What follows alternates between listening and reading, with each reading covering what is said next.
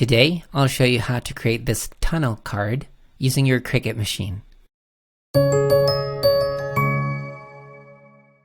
Hi guys, this is Omar, and today I am bringing you a new tutorial on how to create a tunnel card using your Cricut machine. Like always, I'll be providing the files to create this card, so go to my blog www.awesomesvgs.com and you can download the free file to follow along this tutorial. Now, if you do like this video, please give it a thumbs up and don't forget to subscribe. So let's get to it. Okay, so go to Design Space and upload your files. Then click on your file, the selected file, whether it is the English or the Spanish version of the file, and click on Insert Images. Here are all the layers that create this card. You have several panels. 3 of those panels have tabs on the side. Those are the middle panels. And the ones that don't have any tabs on the sides are the front and back panel. Now, those lines that you see there are supposed to be scoring lines, so we are going to make some changes. So first, select your file and click on Ungroup. This will leave several groups of each piece that create this card. So first, select the top layer for the first group that you see there on the Layers tab, and click on that scissors icon next to the icon, and change the layer attribute to Score. Now you have the cutting line and the score line, and what you have to do is select both and click on Attach so that the scoring lines are attached to your cutting lines. Do the same for the group below the one that we just worked on. Click on the scissors icon and change the layer attributes to Score, and then select both layers. You can click on the name on the top of that stack, or you can also draw a rectangle around both. With both selected, click on Attach, and now your scoring lines are attached to your cutting lines. If you click on Make It, you will see that you have your panels. I cut this from a 12 by 12 piece of paper, but you can also use an 8.5 by 11 piece of paper. On our second mat, we have one of the panels and the side panels with the scoring lines attached to the cutting lines. On our third mat, we have the front and back of the card. And on the last mat, we have the balloons that you will be cutting from glitter cardstock. The glitter cardstock that I used was the Glitzy Glitter Cardstock Stack from Die Cuts with a View. This is a beautiful glitter cardstock. The good thing about it is that the glitter is kind of fused into the cardstock, and it doesn't chip, or it doesn't it can't be peeled off or anything. So to give it kind of like a dimensional look, I used Mod Podge and a fine liner. Remember that all the products I used are linked on the video description below in case you want to check them out. And just apply a generous amount of that Mod Podge Dimensional Magic to the top of the balloons, leaving the knot of the balloon out. This will give the balloons kind of like more realistic look to them, and it will also allow you to manipulate the balloons from that untouched knot when they are wet. Now, if you see some bubbles on your Mod Podge, you can apply a second coat to get rid of them. Just make sure to spread that Mod Podge from edge to edge. So leave them to dry overnight. It's a good idea to do that overnight so it's completely dry when you manipulate them later. Now here are our side panels, and what we're going to do is to rescore them. I do a lot of scoring projects, and I'm very excited about the scoring wheel that Cricut just released. I can't wait to get it.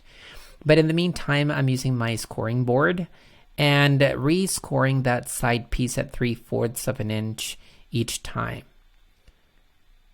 Do the same for both side pieces, scoring at 3/4 of an inch. And then start folding those side pieces like an accordion, doing a mountain and a valley each time. Continue doing that, and once you're done, make those creases very sharp with a bone folder. Do that for both side pieces. There you have one of these side pieces ready. And repeat the same process on the other side piece. And once you're ready, we will start working on the panel, the inside panel that has the balloons in them. So take your Mod Podge balloons, and I'm using here a Xyron sticker maker. Make sure you use the permanent refill. Stick it back in, and what we're going to do is take our recently Mod Podged balloons. It's a good idea to use tweezers for this. It's easier to put them inside the machine. And put one of the balloons in and start pulling the paper on the front of the machine. Make sure the sticker is feeding through that hole on the top. And once you see it kind of disappear, put the second balloon in. Keep pulling the paper down. And once you see the second one disappear, you can put the third of the balloons in. Make sure the balloons are facing up so the adhesive is stuck to the right side of the balloon. With the bone folder, kind of burnish that adhesive onto the balloons, and then you can peel off the release paper. There you go. Perfect stickers. Now throw away that piece and we will start adhering those balloons to our panel. With the use of a tweezer, take the balloon from the balloon knot and line it up with the balloon on the panel. Do that for both balloons. It's a good idea to use tweezers and grab them from the knot. It's easier to line them up on the card later. And there you go, both balloons are attached to our panel. And here you can see the dimension that these balloons have. It's very beautiful. Next, using regular thread, this is a kind of like a beige color thread. I didn't want to use white thread. I attached the thread to the balloons on the panel. So use a piece of masking tape to tape the one end of the thread to the back of the balloon. And then kind of wrap that thread around the balloon knot. Wrap it around, pull it up, take another piece of masking tape to secure the thread. Make sure the thread is centered in the balloon before putting that piece of masking tape. And once the balloon is secured, pull it down. Make sure it is lined up with the side of that panel.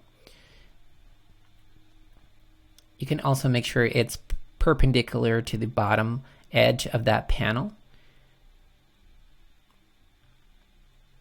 And put a piece of masking tape. Cut the excess and one of the balloons is ready.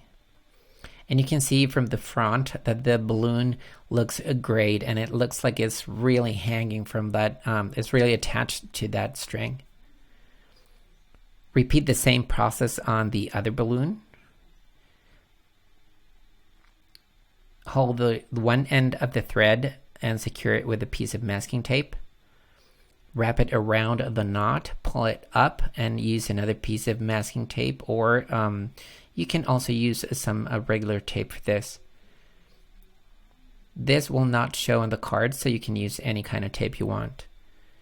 Pull the thread down and secure it using another piece of masking tape. And there you go. Both balloons have strings attached. Next, we're going to start working on the outside of the card and the back panel. So add a lot of glue to the gluing tab of the side panel and put the back piece of the card and line it up with the fold on that gluing tab. Make sure it's lined up with the fold and also the top and bottom edges of that side piece.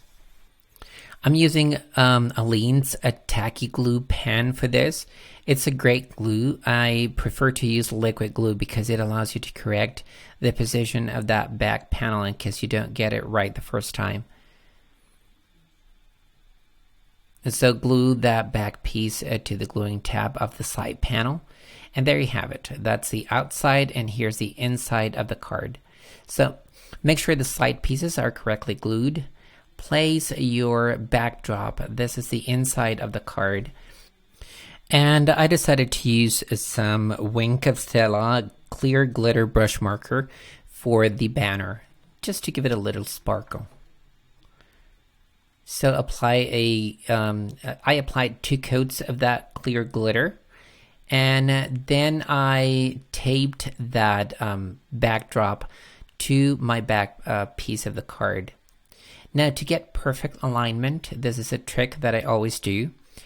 Tape the back panel of your card to your working surface using some low tack tape. You can also use masking tape, but make sure to run it through your hands a couple of times or through your clothes so it's not that sticky.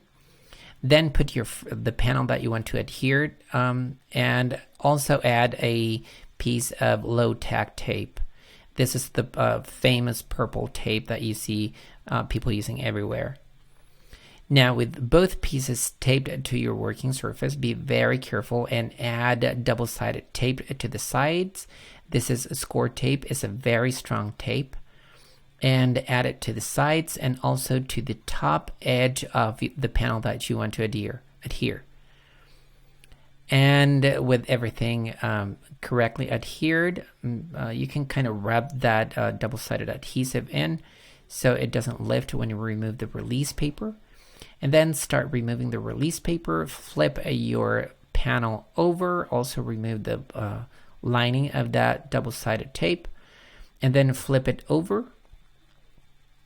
And once it adheres to the bottom part, remove the low tack tape from the top of that back panel and let the backdrop go.